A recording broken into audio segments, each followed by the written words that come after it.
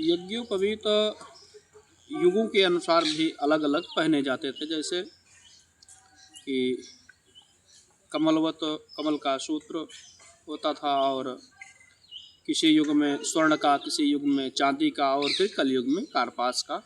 ऐसा दिशा निर्देश जो है शास्त्रों में किया गया, हमारे धर्म ग्रंथों में।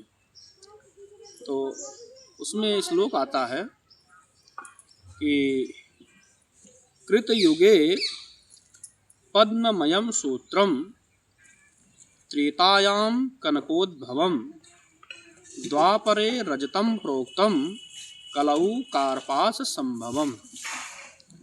तो सतयुग में, कृतयुग मतलब सतयुग में जो है वह पद्ममय सूत्र होता था,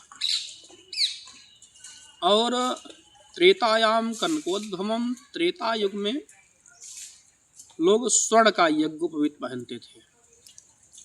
द्वापरे रजतम प्रोक्तम, और द्वापर में चांदी का यज्ञोपवीत पहनते थे। और कलौ कार्पास संभवम, और कलयुग में कपास का, कार्पास का लोग यज्ञोपवीत आदि पहनते हैं। अब वर्ण भेद से भी अलग अलग हैं कि ब्राह्मण अलग, क्षत्रिय और वैश्य के भेद से भी अलग अलग यज्ञोपवीत बताए गए हैं धर्म ग्रंथों में। और सबको मिलाकर कार्पास का ही यज्ञोपवीत लोग सब पहनते हैं, सूती यज्ञोपवीत आदि। इस सब के लिए विहित कर दिया गया है शास्त्रों में, दिशा निर्देश आया। अब किनका यज्ञोपवीत कब करना चाहिए, इसका भी शास्त्र निर्णय करते हैं कि ब्राह्मण का 8 वर्ष तक यज्ञोपवीत हो जाए तो ठीक है, और क्षत्रिय का 11 वर्ष तक हो जाए तो ठीक है, और वैश्य का 13 वर्ष तक यज्ञोपवीत कर देना चाहिए। ब्राह्मण 8, क्षत्रिय 11 और वैश्य 13 वर्ष तक।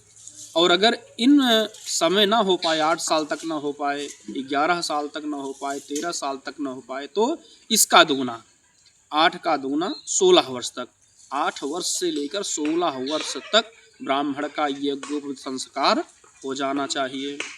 और क्षत्रियों का भी दुगुनी क्रम से तो 22 वर्ष तक, 11 वर्ष से लेकर 22 वर्ष तक उसके अंदर ही यज्ञोपवीत संस्कार आदि हो जाना चाहिए।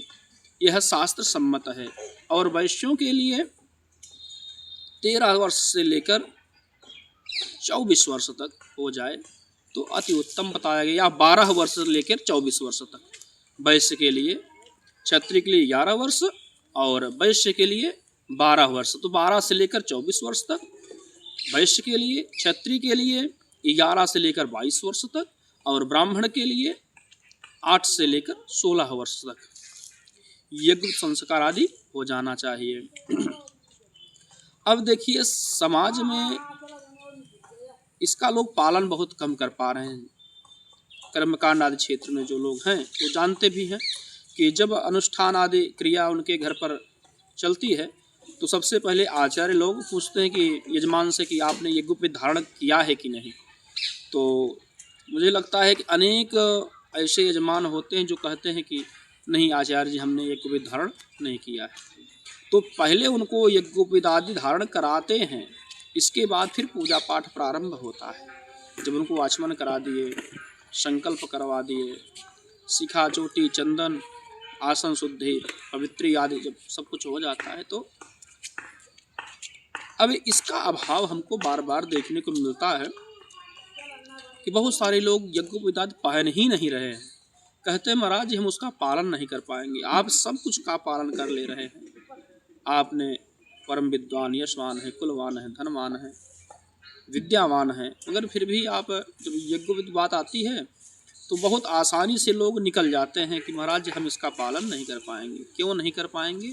यह हमारा सनातन धर्म है। शिखा, यज्ञोपवीत, कंठी, हाथ में कलावा, ये सब क्या है? यही सनातन धर्म के चिन्ह हैं। और जब हम यही सब नहीं धारण करेंगे तो फिर हम अपने सनातन की रक्षा कैसे कर सकते हैं? हमारे धर्म ग्रंथ, ये सब होना अति आवश्यक है। धर्म ग्रंथों का अवलोकन करें, हाथ में कलावा रहे, गले में कंठी हो और शिखा हो, तो यज्ञविद सूत्र हो, यह बहुत अति आवश्यक है। एक सनातन का चिन्ह अति आवश्यक है। अन्य धर्म पंथों के लोग देखिए सब अपना अपना निभाते हैं, मगर इसका सर्वथा तो नहीं मगर अधिकतर अभाव इसका देखने को मिलता है। और कितने लोग चोटी रखते ही नहीं हैं, अब उनको देखिए तो उनके पास चोटी ही नहीं है, वो उड़वा देते हैं, खलवाट हो गए हैं, उसका भी दोष प्रायश्चित लगता है। अब चोटी जब बांधे तब भी मंत्र है, चिद्रूपिणी महामाये दिव्य तेजः समुन्नति तिष्ठ देवी शिखा मंते तेजो वृद्धिम पुरुष में।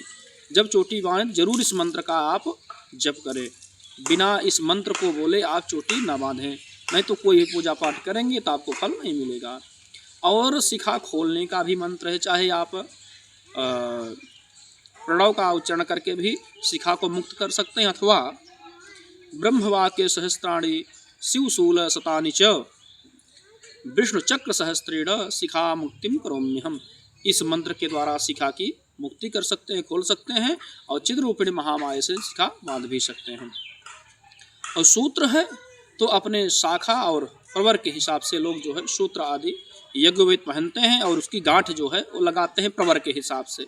जिसका 5 प्रवर होगा तो 5 गांठ लगी रहेगी, त्रिप्रवर होगा तो 3 गांठ लगी रहेगी, तो प्रवर के हिसाब से लगाते हैं। ये सब चीज़ें बहुत ही ध्यातव्य बातें हैं, और इसका पालन हम सबको करना चाहिए, समस्त सनातन धर्मावलंबियों को। और यज्ञोपवीत संस्कार जो है 3 ही वर्णों के लिए निर्धारित किया गया है, ब्राह्मण के लिए, वैश्य के लिए और क्षत्रिय के लिए। इन 3 वर्णों के लिए यज्ञ संस्कार आदि बताए गए हैं, और यही तीनों लोग द्विज बनते हैं।